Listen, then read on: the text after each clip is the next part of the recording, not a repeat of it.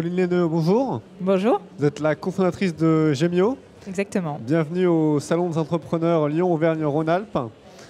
Vous avez créé Gemio en 2011. C'est une start-up dans le monde de la joaillerie, les bijoux. Vous êtes rentable depuis peu et vous avez ouvert il y a quelques jours, quelques semaines, un showroom ici à Lyon.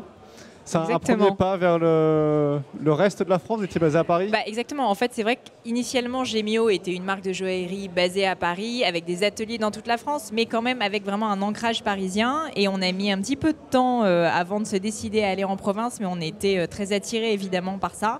Et donc, dans le cadre de notre développement, on a choisi Lyon comme première ville, avec d'autres étapes certainement dans le reste de la France en 2017-2018 et après l'international. On est en train d'y réfléchir. A priori, ça serait Strasbourg, Bordeaux, probablement, Toulouse. Et une fois qu'on aura maillé le territoire français, on commencera à aller un peu plus vers l'international. Alors l'international, c'est où? C'est l'Europe?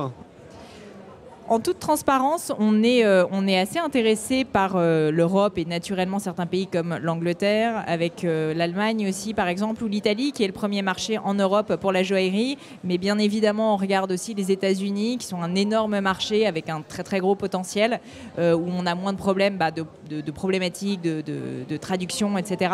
Donc c'est vrai que les États-Unis seraient aussi un marché intéressant. Après, il faut beaucoup de moyens quand même pour se lancer aux États-Unis. Est-ce que vous avez commencé à regarder quels sont les obstacles qui pourraient vous perturber dans cette route internationale? Alors l'une des grosses difficultés pour une marque comme Gemio, qui est une marque finalement un petit peu industrielle, même si on vend sur Internet, c'est que nous on est fabricant joaillier. Et du coup, typiquement, aller aux États-Unis, ça nécessiterait probablement de délocaliser en fait nos ateliers, d'en avoir en fait en tout cas d'autres sur place. Pourquoi? Parce qu'on fabrique nos bijoux sur mesure à la commande pour nos clients. Donc on ne pourrait pas se permettre d'attendre le temps de transport avec le dédouanement, etc. pour aller vers l'international. Donc c'est pour ça qu'en termes de charges, c'est pas seulement des coûts marketing comme ça peut être le cas parfois pour des services dématérialisés sur Internet. Nous, il y a vraiment un ancrage territorial fort, aussi culturel au niveau du design, etc., qui ferait que vraiment ça nécessiterait beaucoup d'investissement.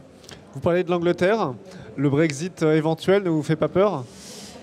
Évidemment, on a regardé ça de près comme tout le monde. L'Angleterre était pour nous la première destination a priori sur laquelle on allait partir si jamais on quittait la France, on va dire on se développait à l'international. Je ne vous cache pas que là, on se pose un peu la question. Il y a peut-être plutôt du coup l'Allemagne qui serait intéressant comme pays. Bon, je pense que ça reste quand même un pays avec lequel il va certainement y avoir des accords de change, etc. Donc au niveau notamment du dédouanement, je pense qu'il n'y aura pas trop de soucis. Mais c'est sûr que ça remet un petit peu en cause, en tout cas, la priorité de l'Angleterre comme étape de croissance à l'international.